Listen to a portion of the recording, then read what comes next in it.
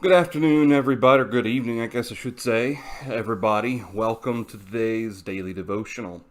So, our thought this evening is going to come from Genesis chapter 18.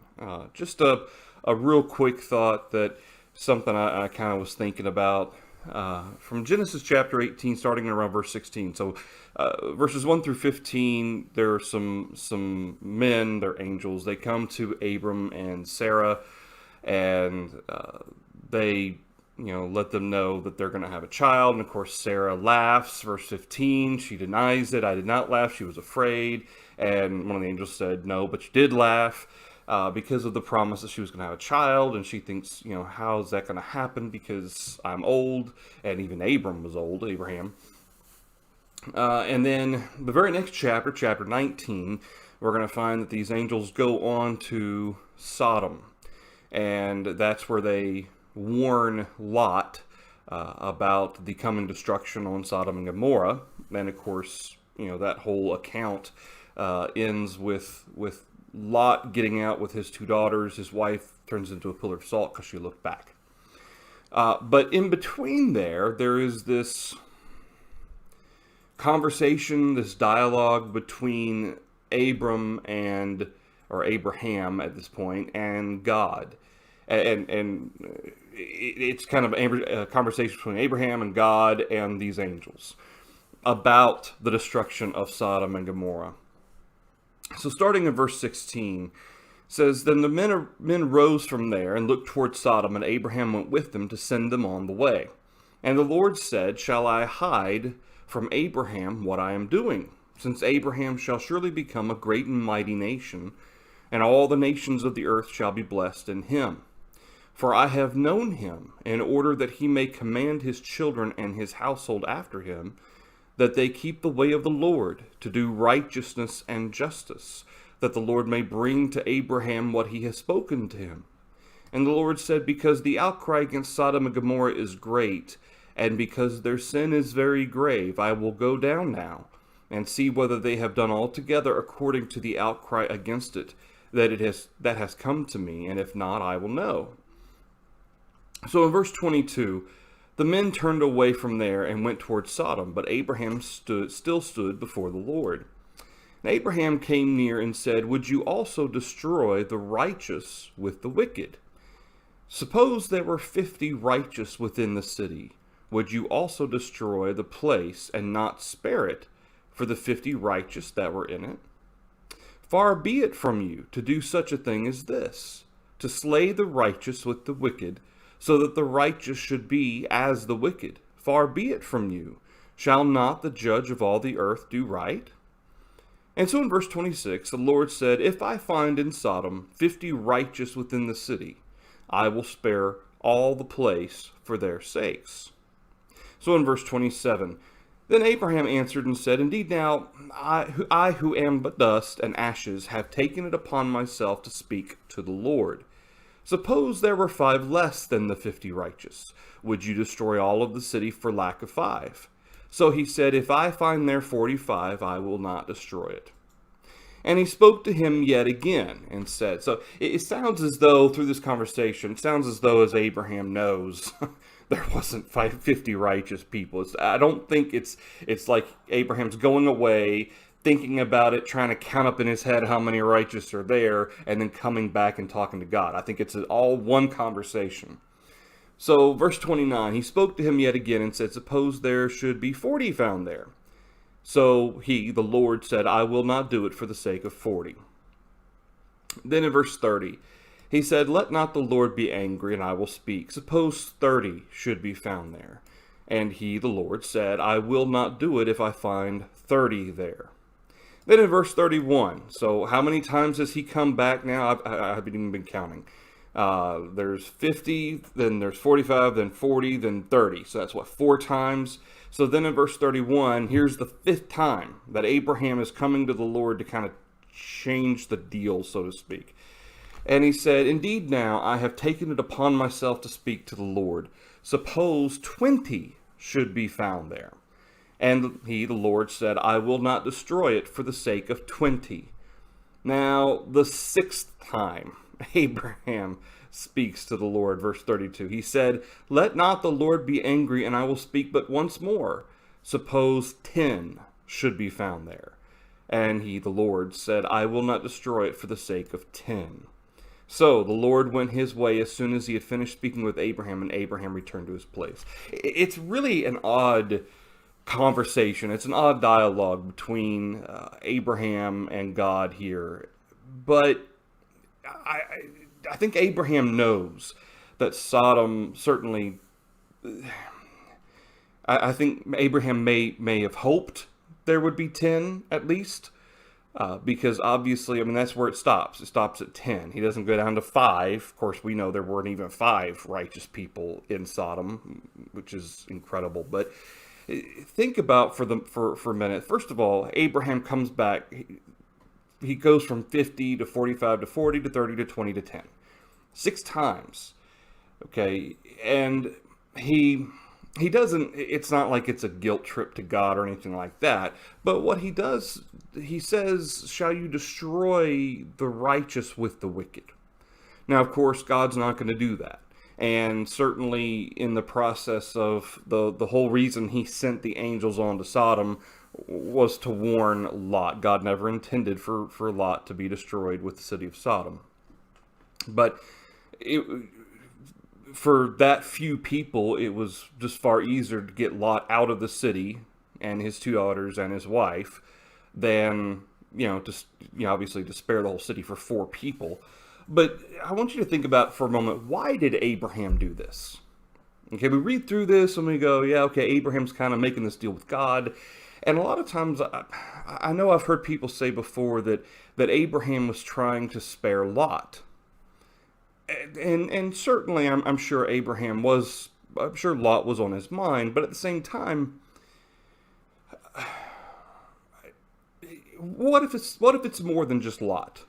Okay, yeah, I know Abraham doesn't want Lot to be destroyed with Sodom, but of course we know Abraham may not have known.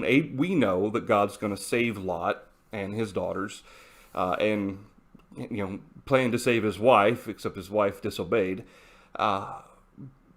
Abraham may not have known that.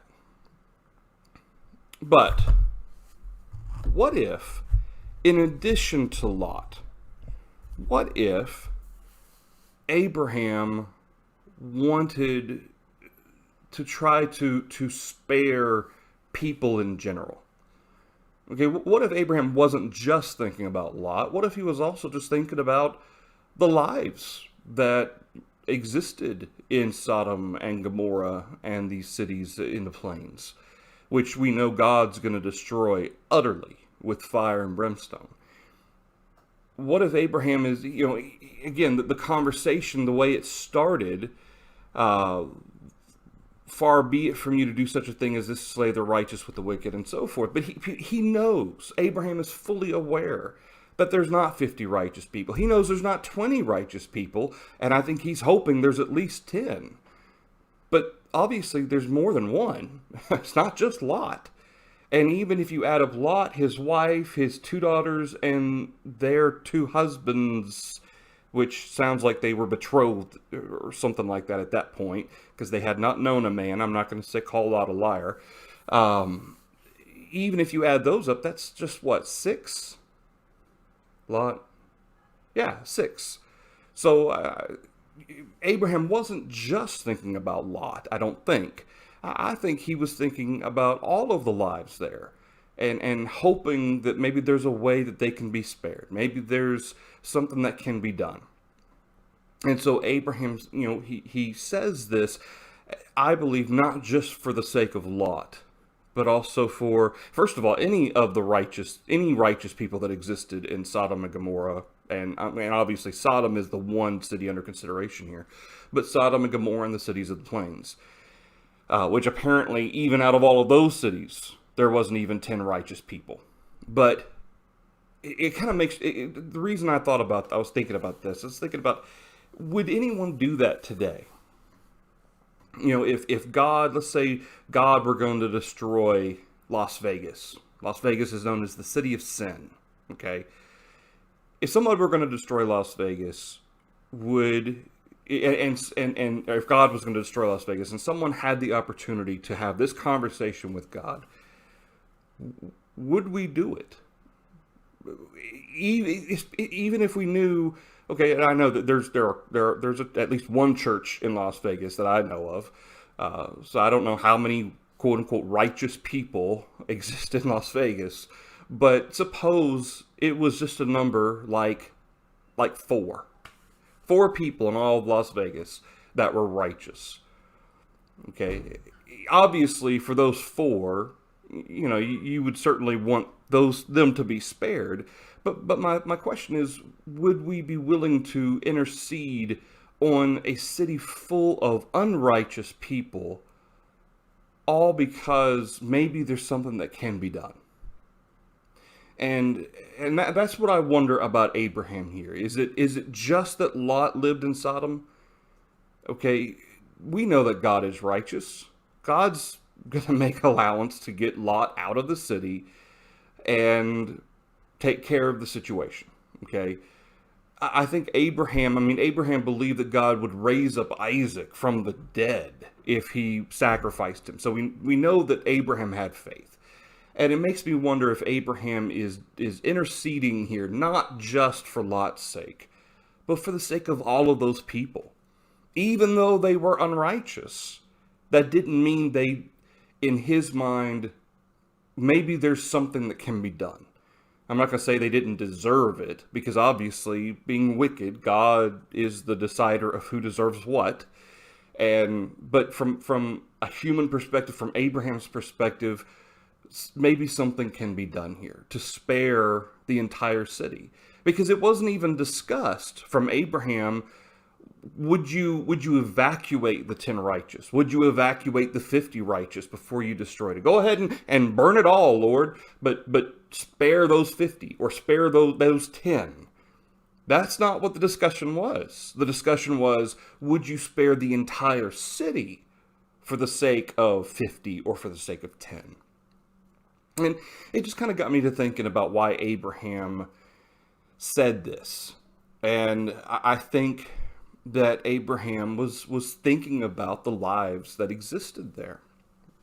As unrighteous and wicked as Sodom was, and Gomorrah, and the cities of the plains, I think